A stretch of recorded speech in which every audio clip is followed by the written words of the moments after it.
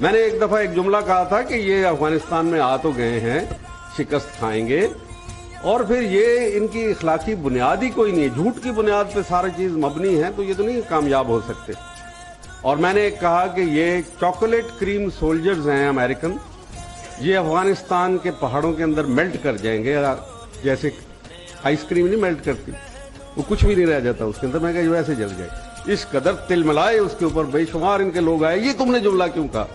میں کہا وقت ثابت کرنے کا دیکھ لینا تم اس کے اوپر تھی، اور اس کا مقابلہ کیا۔ یہ امریکہ نے کی جنگ نہیں تھی، امریکہ اپنی غرض کے لیے آیا، اور اگر امریکہ نے دیکھا کہ سٹنگر میسائل ان کو دینے ہیں تو آج وہ ان کو اتنی اس کے اوپر بحث ہوئی تھی کانگریس میں کہ یہ تم مسلمانوں کے ہاتھ میں دے رہے ہو، لیکن پاسباں مل گئے کعبہ کو صنم خانے سے۔ جب اللہ کی نصرت آئے، وہاں جب گئے، حکمت یار نے ریگن سے نیو یارک میں جنرل اسمبلی کے اجلاس میں یہ لوگ گئے، ملنے سے انکار کر دیا کہ میں ریگن کے پاس نہیں جاؤں گا، واشنگٹن نہیں جاؤں گا، میں یونائیٹڈ نیشن آیا ہوں۔ تو انہوں نے کہا تمہیں امریکہ مدد کرتا ہے؟ اس نے کہا ہمیں نہیں پتا کون سا امریکہ ہماری مدد کرتا ہے، ہماری مدد تو اللہ تعالیٰ کرتا ہے، اور ہمیں اگر جو کچھ ملتا ہے پاکستان کے ذریعے سے ملتا ہے، ہم امریکہ کے ممنون نہیں ہیں۔ بات وہی واضح ہو گئی تھی کہ امریکہ ہمارا مستقبل کا دشمن ہے۔ انہوں نے مسلمانوں کی طاقت کو پہچان لیا تھا کہ ان کے اندر جو قوت مزاحمت ہے، جو جذبہ جہاد ہے، جو شوق شہادت ہے اور جان دینے کی۔ بھائی دنیا کے دو فلسفے ہیں بڑے سادہ سے، ایک وہ جو تابع زندگی ہے اور ایک ماورائے زندگی ہے۔ جو تابع زندگی ہے وہ چاہتی ہے کہ زندگی کو خوشحال بنانے کے لیے، خوشنما بنانے کے لیے، آسودہ بنانے کے لیے دولت جمع کرو، اسباب جمع کرو، اور ایک ایسا فلسفہ وہ کہتا ہے کہ نہیں، ایک مقصد کے لیے قربان کر دو اسی زندگی کو۔ ان دونوں کا میچ پڑ گیا، پہلے اشتراکیت کے ساتھ پڑا، اس کا غروب ہو گیا سورج، وہ نظام ہی الٹ گیا، سارے کا ساتھ ختم ہو گیا۔ اب دوسرا آ گیا، انہوں نے دیکھ لیا کہ اور چیزوں کے علاوہ انہوں نے یہ بھی دیکھ لیا کہ یہ مسلمانوں کو روکنا بہت ضروری ہے، کیونکہ اس کے اوپر بہت لکھا گیا۔ ایک فرانسس فوکیاما نام کا پروفیسر تھا، جب روس تباہ ہوا اور ٹکڑے ٹکڑے ہوا، مسلمان ریاستیں 6 اس میں سے برآمد ہوئی، تو اس نے فوراً ایک تھیسس لکھ دیا، last man and the end of history, کہ تاریخ جہاں مکمل ہو گئی، دو نظاموں کا ٹکراؤ تھا، ایک اس میں زائل ہو گیا، دوسرا بچ گیا، تو اب history has come to the end. لیکن اس کے فوراً بعد برنارڈ لیوس جیسے جو بڑے یہودی اسکالرز ہیں، اور اس کے علاوہ ایک فرانسس اس کا سیموئل ہنٹنگٹن پروفیسر تھا ہارورڈ کا، اس نے ایک لکھ دیا کلیش آف سیولائزیشن، اور نیٹو کے سیکرٹری جنرل نے اس وقت کہا کون کہتا ہے کہ جنگیں ختم ہو گئی، ابھی تو اسلام میدان میں ہے، ابھی تو ہم نے اس کے ساتھ لڑنا ہے۔ تو چنانچہ جیسے ہی آپ کی کامیابی ہوئی کہ اے روشنی تباہ تو بن بلا شدی، یعنی ہماری کامیابی ہی ان کی آنکھوں میں کانٹے کی طرح، ان کے دل میں کانٹے کی طرح چپ گئی کہ یہ اگر ایک شکر بار کو کل کو تو ہمارا بیڑا گرک کر دیں گے۔ اور مقابلہ کس چیز کا ہے؟ نظاموں کا، یہ مقابلہ نہیں کسی اور چیز کا۔ ایک وہ جو یہودی کا دیا ہوا مصنوعی نظام، جس نے خون ریزیاں دیں، جس نے جنگیں دیں، جس نے ناہمواریاں دیں، جس نے کلونیل سسٹم دیا، یہ جمہوریتیں ہیں جس کو ہم چاٹنے کی کوشش کر رہے ہیں، جس نے انسانیت کو غلام رکھ لیا۔ سفید چمڑی والوں نے کتنی عرصہ تک اب بھی کالونائز کیا ہوا ہے، اور جب وہ کالونی کا طریقہ چھوڑا تو پھر نیو کالونیلزم کے اوپر آ گئے کہ نہیں، ان کے وسائل کو اپنی لپیٹ میں لو، ورلڈ ٹریڈ آرگنائزیشن کے ذریعے وہ مختلف ڈھیلے بہانے، ان کو دبا کے، ان کا بازو مروڑ کے، ان کو ڈرا کے، ان کو مقروض کر کے، ان کے سارے وسائل اپنے ہاتھ میں لینا۔ یہ ایک نیا طریقہ، نئی کالونی۔ کیا یہ انسانیت کی تم خدمت کر رہے؟ ایک تم ہیومن رائٹس کی بات کرتے ہو، پلورلزم کی بات کرتے ہو، لیکن تم اسلام کے پلورلزم، آؤ نا پلورلزم، صرف ایک ملک میں کیوں نہیں، ہمیں کرنے دو۔ اب برنارڈ لیوس، وہی جو کہ بہت زیادہ مخالف ہوتا تھا، کہتا ہے خدا کے لیے اب ان کو اپنا نظام خود تخلیق کرنے دو۔ مطلب ہے اگر یہ اسلامی نظام حاصل کرنا چاہتے ہیں تو کر لینے دو۔ اب وہ اس خود نتیجے مار کھا کے اور ہمیں خون میں نہلا کے خود بھی بدبخت مارے گئے ہیں، لیکن اس سب کے باوجود اب یہ اس نتیجے پہ پہنچ چکے ہیں۔ میں آپ کو بتا رہا ہوں ایک عظیم الشان مارکا، اور اتنی سستی جنگ تو آپ کہیں گے جی ہمارے اتنے مر گئے 35,000 مر، ٹھیک ہے، بہت واقعی درست ہے یہ، لیکن کبھی کوئی اتنی بڑی جنگ بھی 35,000 قربانیوں سے جیتی گئی ہے؟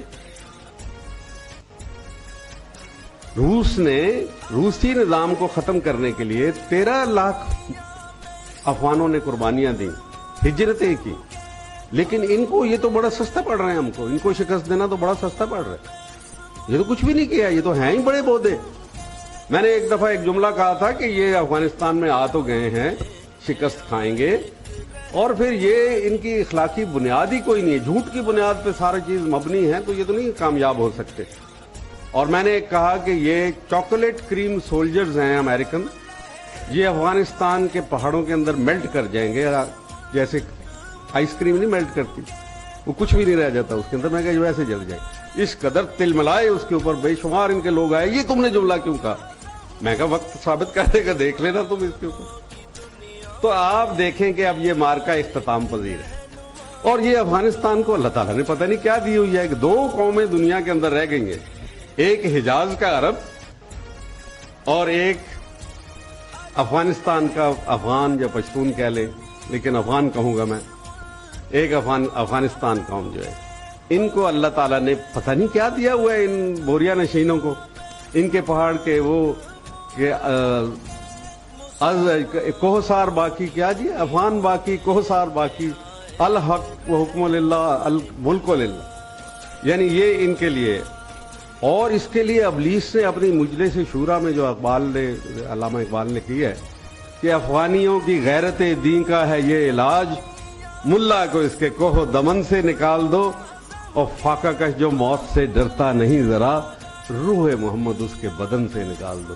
یہ کرنے کے لیے آئے تھے، یہ جھگڑا یہ کرنے کے لیے آئے تھے۔ جھگڑے کی اصلی نوعیت یہ ہے کہ روح محمد ہمارے بدن سے نکال دی جائے، کشید کر لی جائے، اور ہمیں نئے نظام کا جو خواب ہم دیکھتے چلے آئے ہیں، پاکستان، افغانستان، دنیا کے سارے مسلمان، اس سارے نظام کو ہمیشہ کے لیے دفن کر دیا جائے، ان کے خوابوں کو ملیا میٹ کر دیا جائے۔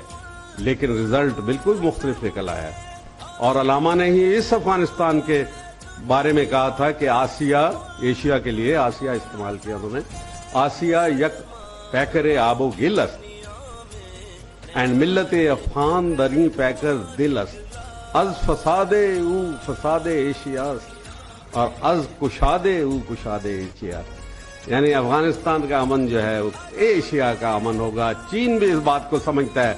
آج چین، جب میں گیا تھا ان کے لوگوں سے بات ہوئی، میں نے کہا تمہارا سلوگن ہے رائزنگ پیسفلی، یعنی امن کے ذریعے سے ترقی کرو، امن پرامن۔ یہ تمہیں امن نصیب کہاں سے ہوا؟ کیونکہ کوئی اس کے لیے خون دے رہا ہے تمہارے امن کے لیے، کسی نے تمہارے دشمن کو تھاما ہوا ہے فرنٹ لائن کے اوپر، اور وہ مسلمان ہیں، وہ اس چیز کو ریکگنائز کرتے ہیں، لیکن اسلام کو پوری طریقے سے سمجھتے نہیں۔ یہ ہمارا کام ہے، ہمارے دانشوروں کا کام ہے، اب ان کے ساتھ خلط ملط کر کے، ان سے مل کے رابطے کر کے کریں۔ ایک نئی دنیا تخلیق ہونے کی ہے میرے بھائیوں، ایک دنیا، ایک نیا سورج نکلنے لگا۔ 2 سورج ڈوب گئے دونوں نظاموں کے، ایک خلا آ گیا نا، ایک بھی نظام گیا دوسرا بھی گیا۔ امریکہ مقروض ہے، اتنا قرض کے بوجھ تلے ہے، یورپ کی معیشت کا بٹا بیٹھ گیا، اور اس سے پہلے اشتراکیت ڈوب گئی تھی۔ کہاں ڈوبی اور کس کی وجہ سے ڈوبی؟ کیونکہ ایک اسلامی پاکستان اس خطے میں موجود تھا، اس سے پہلے کبھی ایسا نہیں ہوا۔ جو بھی آیا ایشیا کا سے حملہ آور سینٹرل ایشیا سے یا کہیں اور سے، اس سے پورے ہندوستان کو رونگ دیا، اور ہندوستان تو ہمارے لیے چیز ہی کوئی نہیں ہے، وہ تو تاریخ کے غلط رخ کے اوپر کھڑا ہوا ہے، تاریخ کے بہاؤ کے غلط سمت میں ہندوستان نے پوزیشن لے لی ہوئی ہے۔ اسی لیے اب ان کو مجبوری ہو رہی ہے، معاہدات کرو، یہ کرو وہ کرو۔ کٹ پتلی حکمرانوں کے ساتھ تم معاہدات سے کیا حاصل کرو گے؟ ہمیں کوئی فکر نہیں اس کی۔ آؤ نا افغانستان کے اندر دیکھیں، ہمیں تو بڑی خوشی ہوگی کہ تم تشریف لاؤ۔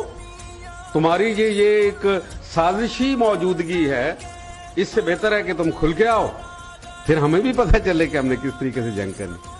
الحمدللہ بہت بڑا واقعہ ہونے کو ہے، بہت بڑا واقعہ ہونا ہے، اور پاکستان نے اپنی منزل پانی ہے۔ لیکن ہمیں کیا کرنا؟ Now this is what is important۔ ہم نے دیکھ لیا کہ چند دنوں سے بجلی نہیں جا رہی، کیونکہ جوتے مارے ہیں آپ لوگوں نے کھڑے ہو کے، پارٹیوں میں تقسیم ہو کے، وہاں کوئی پیپل پارٹی والا نہیں تھا، وہ کوئی تحریک انصاف والا نہیں تھا، सब लोग आ गए, अवाम आ गए, मुतहदे को उन्होंने कहा तुम्हारी ऐसी की तैसी, अभी वो आ गई।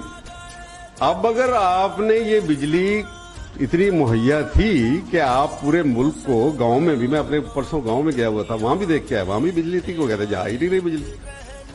तो आप हमें बताएं कि आपने इतने दिनों महरूम क्यों, अब इसका हिसाब दो, ये अकाउंटेबिलिटी है।